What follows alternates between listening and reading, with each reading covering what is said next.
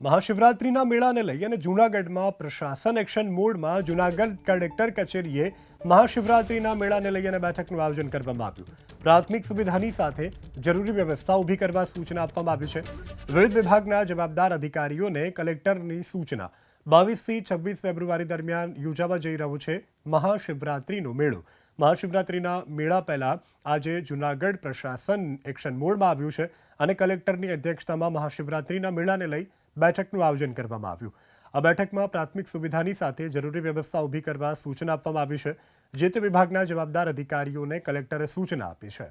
22થી 26 ફેબ્રુઆરી દરમિયાન યોજાવા જઈ રહ્યો છે મહાશિવરાત્રિનો મેળો।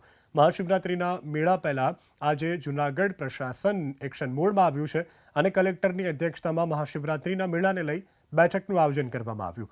આ બેઠકમાં પ્રાથમિક સુવિધાની સાથે જરૂરી વ્યવસ્થા ઊભી કરવા સૂચના આપવામાં આવી છે। જે તે વિભાગના જવાબદાર અધિકારીઓને કલેક્ટરે સૂચના આપી છે। 22થી 26 ફેબ્રુઆરી દરમિયાન યોજાવા જઈ રહ્યો છે મહાશિવરાત્રિનો મેળો। મહાશિવરાત્રિના મેળા પહેલા આજે જૂનાગઢ પ્રશાસન એક્શન મોડમાં આવ્યું છે અને કલેક્ટરની અધ્યક્ષતામાં મહાશિવરાત્રિના મેળાને લઈ બેઠકનું આયોજન કરવામાં આવ્યું। આ બેઠકમાં પ્રાથમિક સુવિધાની સાથે જરૂરી વ્યવસ્થા ઊભી કરવા સૂચના આપવામાં આવી છે। જે તે વિભાગના જવાબદાર અધિકારીઓને કલેક્ટરે સૂચના આપી છે।